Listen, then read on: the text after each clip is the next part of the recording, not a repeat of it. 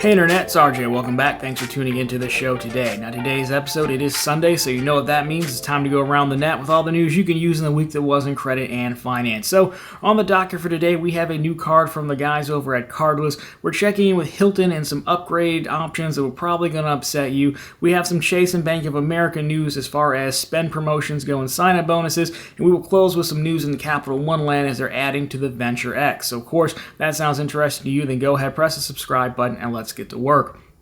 Now we're going to lead off with a brand new card from the guys over at Cardless. Again, Cardless, we have a video on them down below. Granted, it's not the most up-to-date because they keep adding cards, which is a good thing, but the gist of Cardless, again, is they make cards for companies who don't have their own card, hence the name Cardless. And so now they're back with another one with Simon Properties. So as you remember, we've talked about it maybe a few months ago, but Cardless, they did add American Express as a partner, meaning a payment network partner. So you have the Simon American Express card. It's not like a American Express issued card, but it is on the Amex payment network, so I guess technically you can call it an Amex card. That's what they're doing anyways.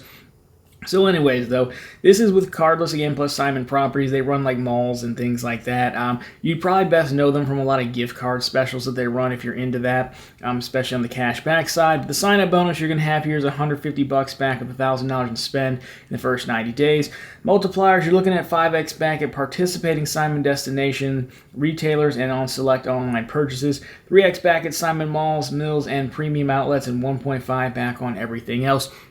So overall, Cardless, they generally do a good job of tailoring cards to that specific niche group that, uses the product, right? Some of their sports cards, pretty good. And overall, for a cashback card, again, if you're a big mall shopper or know someone who is, not a bad option. Again, just make sure the malls that you're frequenting, are run by Simon Properties. So with that, now we move to Hilton. And, one of the common things we've talked about over the past, few shows is, Hilton Gold, Hilton Diamond status. What do you actually get for it? Well, it's come up a lot, especially in comments that, folks are saying, well, I have Hilton Diamond, but everyone has Hilton Diamond because it's actually really easy to get, so it makes upgrades even harder to get potentially. Well, it's about to get even harder or potentially more expensive at least. So if we take a look at this, what we have here is basically Hilton is now selling upgrades to gold and diamond members. Now, there was a previous pilot offering to offer this option to silver members, which somewhat makes sense because silver doesn't get, upgrade offers, just for having the status. So, Hilton's saying this is intended to drive incremental revenue in quotes. However, it is up to the individual properties if they want to do this or not, as properties are not required to upgrade honors guests at any level. Now, they will also start offering upgrades at Hampton Inn, Hilton Garden Inn, and other properties that they have as well, where they previously didn't. So overall, this is an interesting turn of events, I would say, because I think a lot of you are right that Hilton Gold and Hilton Diamond are very easy to get. This is kind of why, on some level, I get the Marriott approach, right? We knock Marriott because they're very stingy with status on their credit cards, but at the same time, if everyone has it, how good is it really? So I think that is a fair point. But one of the biggest perks of Diamond is that, you get offered upgrades, of course, when available. But now if you're booking through the app, Hilton's saying we're just offering folks to pay for them. I don't know what they're charging, but if that catches on and you see a lot of folks buying them, then obviously it stands to reason there will be less and less upgrades to offer to Diamond and Gold members, off the bat. Now, I think this is going to be somewhat of a problem given the price that they charge for the Hilton Aspire card and everything. So we'll kind of see how it plays out. I think this could potentially signal definitely the downturn in those, quote, free upgrades, though. So we'll definitely have to keep our eye on this. And, of course, if you're out there traveling and frequent Hilton, which I know many of you do, let us know down below. I think it's when you're booking through the app, you get offered the price for an upgrade if you wanted to. So let us know what your experience is, what you're seeing out there.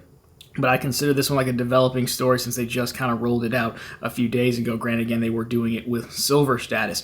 So with that, though, if this upsets you with the world of travel, we now have some decent news in the world of cash back. So we're going to start with Bank of America. They are running a one-day special in November that's going to see you getting an extra 2% back on all of your Bank of America cards. So we take a look at this straight from their site. Mark your calendars for more rewards day on Saturday, November 5th, of course, this year. So it's in a few weeks. So what they're saying is here, of course, let the rewards stack up. Earn an additional 2% cash back on purchases made on November 5th. Of course, that's on top of the rewards you're already earning. So, of course, they have, the cards there kind of represented with the cash back, the points, the miles, and, of course, the non-rewards cards as well. What looks like they'll also get a flat 2%. So I don't believe you have to sign up or anything. I think this is just, automatically applied. Now, this is on the personal and business as well. So if we do the math, we talk about this, you can actually use your honor status, your platinum honor status. I have a video on platinum honor, or the Bank of America preferred rewards is what it's called, but platinum honors I think is the highest. So I can link that down below for you.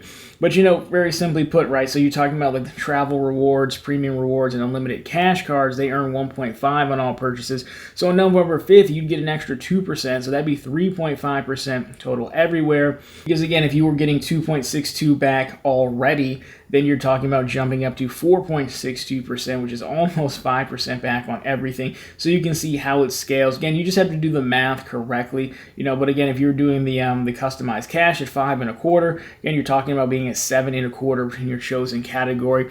Now, it is important to note here, historically with these purchases in general, it's the date that the transaction posts to the account, not when it shows pending. But for this one, what I think they're doing is saying, hey, if you make the transaction on November 5th, we're going to count that. But I don't think it works for future transactions. Like if you were to book a hotel or something and they don't end up fully charging you to a month from now, I don't think that's going to count. So again, this is pretty good if you've got Bank of America cards. So if you have any spend coming up, I would definitely, wait and put it on one of these cards, depending on which ones you have, especially with the Platinum Honors tiers. So there is that, pretty good, because we don't see much coming out of Bank of America's camp.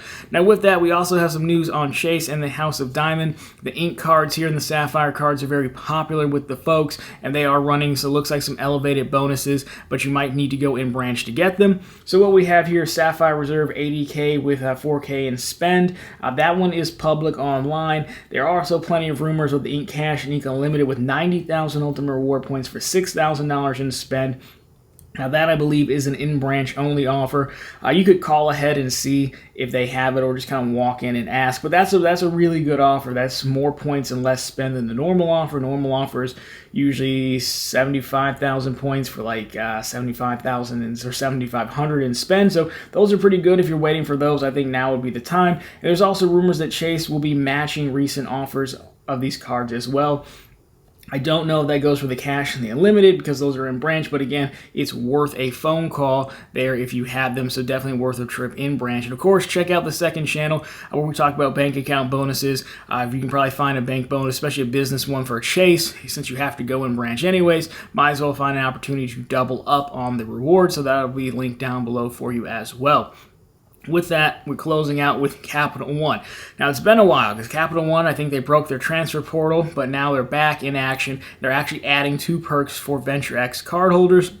So we have almost a premium hotel collection to take a look at. So we'll start there and get into the other one. And so again, they're calling it Capital One Premier Collection. So this is basically like Amex's Fine Hotels and Resorts. So a collection of hotels that offer VentureX cardholder perks, you could get 10x points on bookings, $100 experience credit to use during your stay, complimentary breakfast for 2 each day, free Wi-Fi throughout your stay. I mean, that should just be a given at this point, but that's fine. And then, of course, there are additional benefits when available: early, late check-in or check-out, room upgrades. So if you're mad at Hilton, looks like VentureX may have you covered. And of course, the cliched and more. You can also use the VentureX $300 annual credit for these properties as well. Now, the other one they have here is Capital One Landing. So this is very similar to Capital One Lounges that they've been building out. But they have in New York, so LaGuardia and Ronald Reagan International in DC. That's where they're focusing on. So this is a partnership with Jose Andres, probably said his name wrong, group for dining focused. Food and drinks basically. So it's kind of like a lounge, but more of a restaurant than lounge, I guess. We don't have a ton of details, but the ones we have on screen. So LaGuardia almost 11,000 square feet, located in the pedestrian bridge that connects Western Concourse in the new terminal. Indoor and outdoor dining options, and of course we have DCA, much smaller there, but again, that's the location as well. There is no ETA on any of these yet, but again, it is interesting to see Capital One pushing. I like what they're doing because, again, they still add more stuff to the Venture X, so I think the hotel collection could be pretty good. Again, I'm usually pretty hard on Amex, but I do think the Fine Hotels and Resort collection is decent, not because of the properties, but I do think you get enough perks to kind of make it worth. Of course, all things equal, booking through them versus booking directly, you've always got to price check that. But when you take a look at it, when you get the breakfast credit and they usually offer you an upgrade and things like that, pretty good, especially considering we just talked about Hilton, which is obviously getting harder to upgrade. And usually when one chain does it, the other ones follow suit.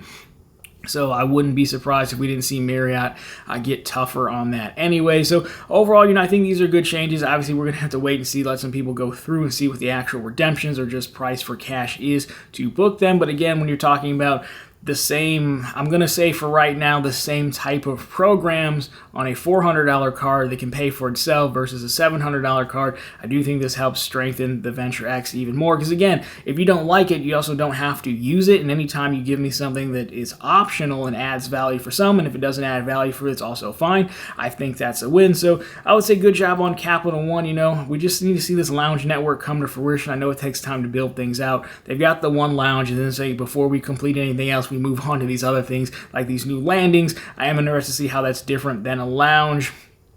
I don't know. I'll take your guesses down below. Or you want to start your own travel channel, you could definitely go check them out for us and be our correspondent on the road. That would be pretty good.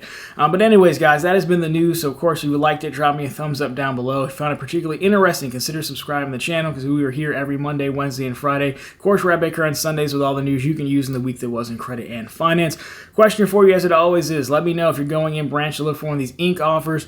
Going to go for the Sapphire or Bank of America fans, sound off down below. You guys, for Bank of America being the second biggest bank, you usually get left out in the cold, but this is actually a pretty good promotion. So let me know if you can take advantage of it and which cards you're looking for, as well as what other stories have you seen in the news this past week. Anyways, guys, that's going to do it for this one. As always, thank you so much for watching. I'll talk to you on Monday.